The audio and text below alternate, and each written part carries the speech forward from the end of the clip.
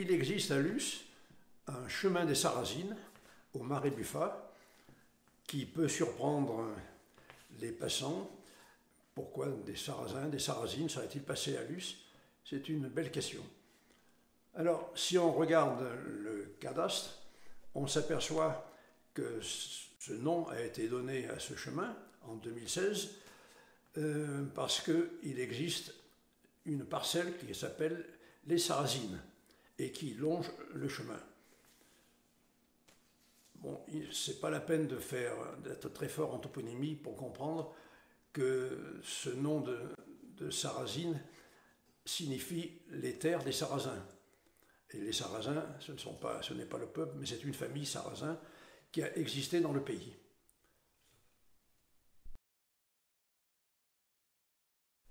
Mais pourquoi cette famille s'appelle Sarrasin? Les Sarrasins, on en trouve partout en France, et c'est un nom qui a été donné au départ, à un certain moment de l'histoire, à des personnes qui ressemblaient à des Sarrasins de différentes façons, par leur aspect général, le teint de leur peau, etc. On ne sait pas trop, mais c'est certainement cela. Mais ce qui est sûr, c'est que ce ne sont pas normalement des gens qui viennent des Sarrasins.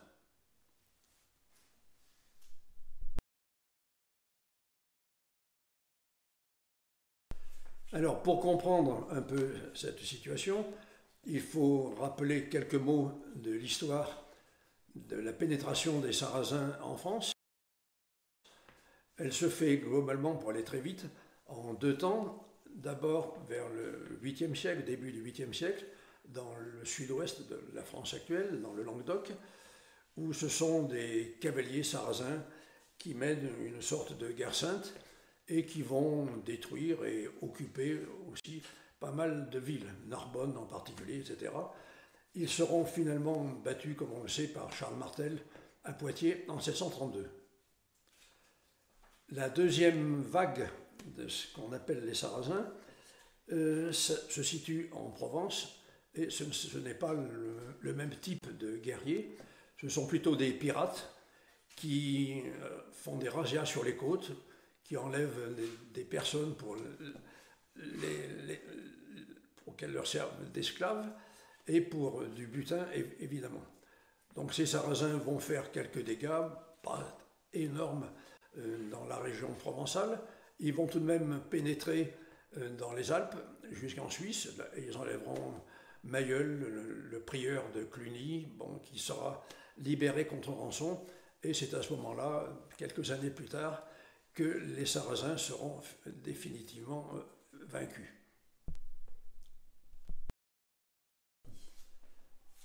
Alors, à partir de là, s'est développé en France un récit national sur les Sarrasins qui a été porté souvent par des historiens, parfois par de grands historiens au XIXe siècle, par des érudits locaux, par toutes sortes de personnes, qui va certainement amplifier considérablement les dégâts qui ont été causés par les Sarrasins.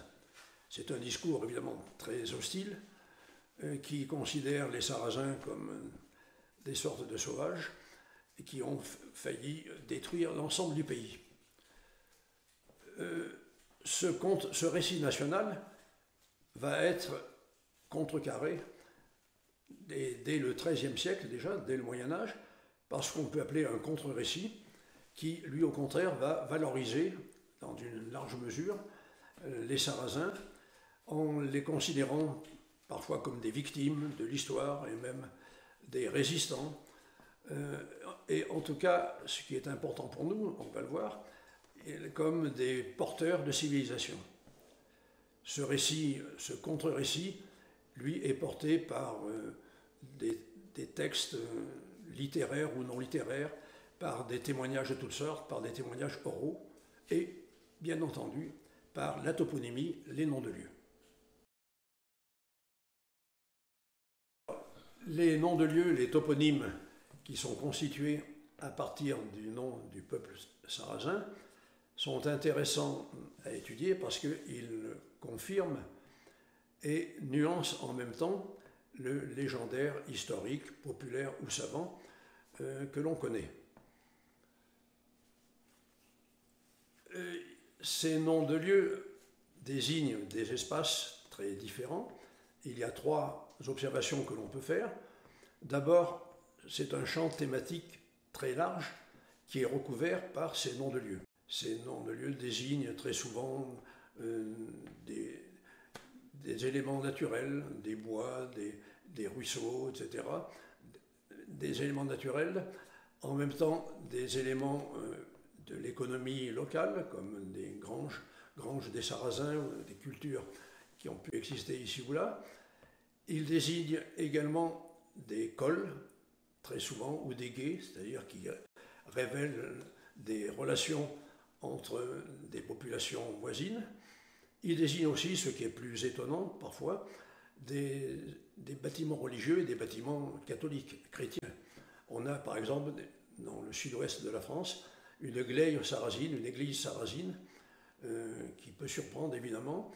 Il y a aussi une croix des Sarrasins comme nom de lieu, etc., etc.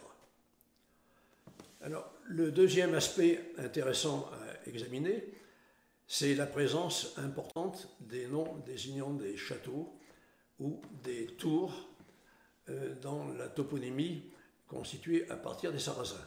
On a des châteaux des Sarrasins, tours sarrasines, etc. Ces noms sont ambivalents. Ils expriment à la fois une idée de puissance, la puissance marquée par les châteaux qui sont sur des hauteurs et qui sont défensifs ou offensifs, peu importe, mais en même temps, et c'est ça qui est le plus intéressant, c'est qu'ils expriment une capacité des Sarrasins à construire de beaux monuments comme des châteaux, et on s'aperçoit que plusieurs